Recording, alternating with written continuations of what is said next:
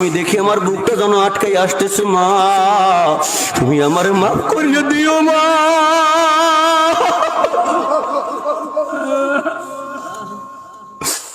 ওরে মা,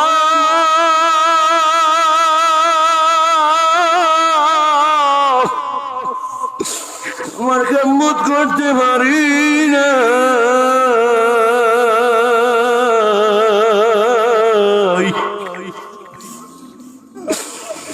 এখনো বাড়িতে যাই, পকেটে যদি যেই কয়টা টাকা থাকে ওই কয়টা টাকাই মা বাবার জন্য দিয়ে আসি। আজকে বাড়িতে গেছিলাম, 11টায় গেছি, একটাই মসজিদে এসে পৌঁছাইছি। রাস্তায় যখন নামতেছি মাই বলে রে ঘরে তো তেমন কিছু নাই, পকেটে যা ছিল সব দিছি, বলে তোর কাছে কি আছে তুই কেমনে চলবি? উত্তর একটাই দিছি, মা গো মা, আমারে আমার আল্লাহ এ চালাইবে, দোয়া করো আল্লাহ চালা যেখানে যা।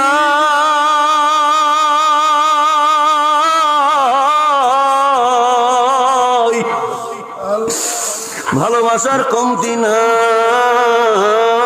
আমার এলেমও নাই, কালামও নাই, আমলও নাই, অত যোগ্যতাও নাই, কিন্তু তবু মানুষ কালো ভালোবাসে জানেন। এর পিছনে আমি আমার মা বাবার দোয়া ছাড়া আর কিচ্ছু দেখি না।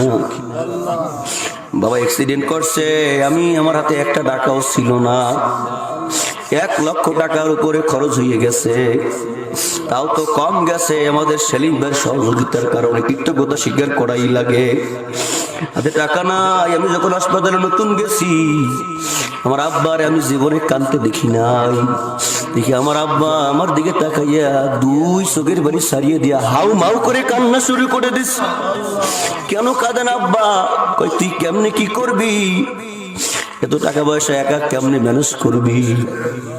আমি বলছি আপনি চিন্তা করিয়েন না, আমার কিডনি বেঁচে হইলো আমি আপনার অপারেশন করাইব।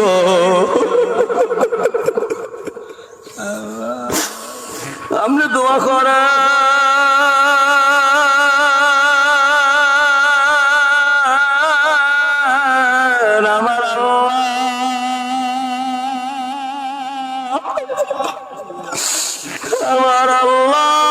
আমার আল্লাহ যত নিয়ামত দিছে যুবক,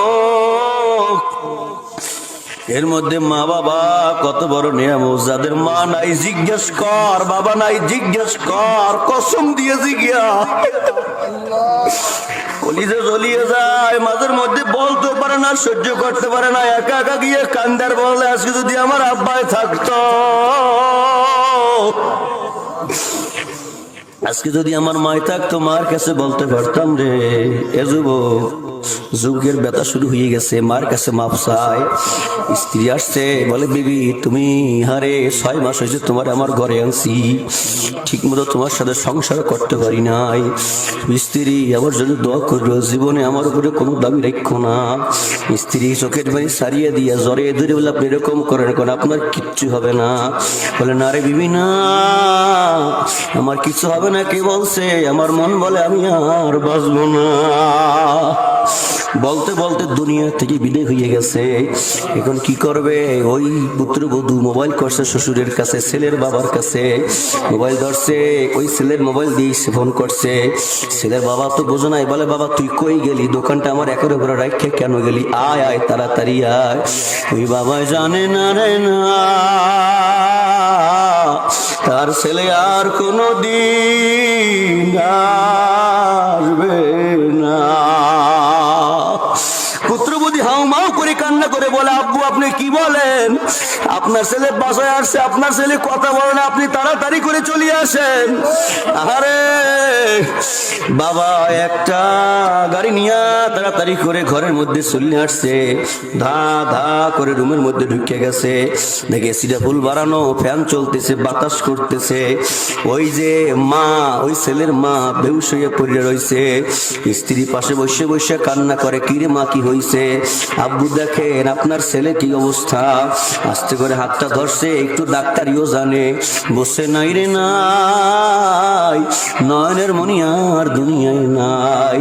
এবার আবেগের কারণে কপালের মধ্যে একটা চুমু দিছে আর বলে, বাবা যাবে বাবা, কি বললে আসো বাবা, 20 টাকা কেন চাইলে, আর বেশি বেশি তো দিতাম বাবা, তুই এখন চললে গেছ, আমার এই সয় সম্পত্তি কে খাইবে, আমি কারে আমার যাবের বলে ডাকবো বাবা, ও ঠাই বাবা এরকম যাইতে পারো না।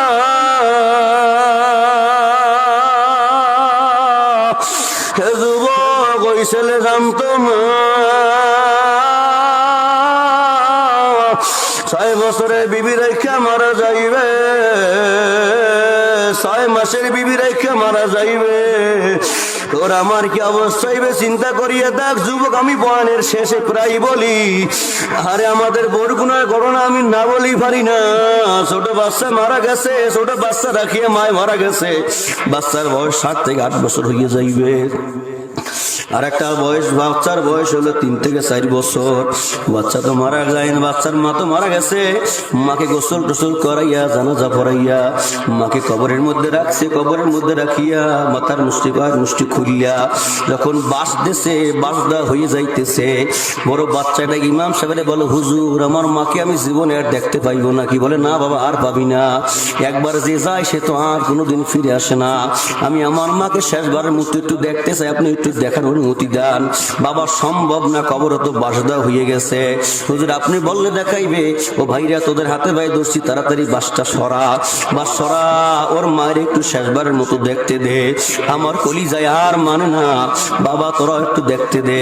সবাই রে দূরে সরাইয়ে দিয়া, হুজুরের ছোট বাচ্চাটার মামার হাতটা ধরাইয়ে দিয়া বলে, বাবা বেশি দেরি করবি না, আবহাওয়া তত ভালো না, বৃষ্টি হইতে পারে, তাড়াতাড়ি করবি। বাচ্চাটা যখন মায়ের কবরের পাশে দাঁড়াইছে, বাচ্চায় কবরের দিকে তাকিয়ে দেখে মায়ের পুরো শরীরটা সাদা কাপড় দ্বারা মোড়ানো, মায়ের শুধু চাঁদ মাখা মুখটা দেখা যায়। ওই মা ওই মুখ দিয়ে আমার জীবনে কতবার চুম্বন করছে, ওই মা ওই মুখ দিয়ে আমাদের কতবার ডাকছে।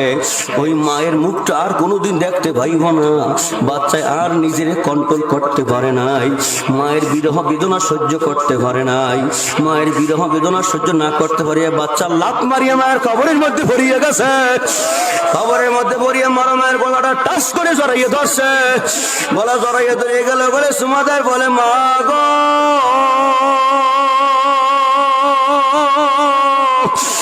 একলা করে কেমনে রব,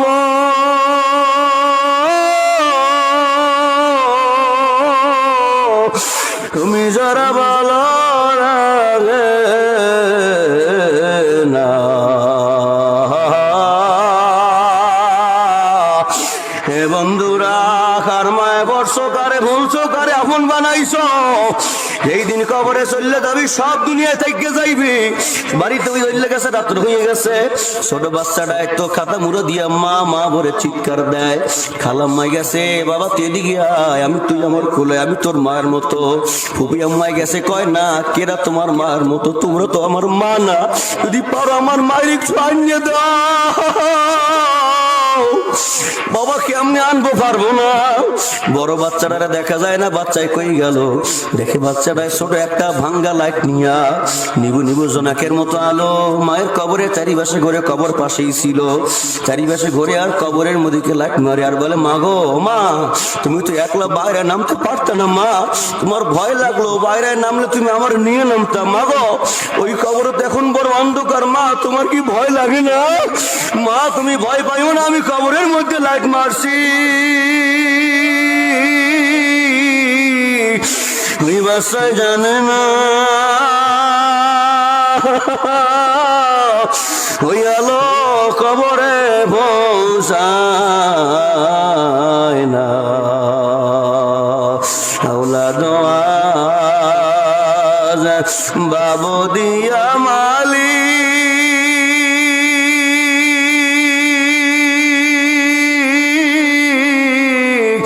রাখিস।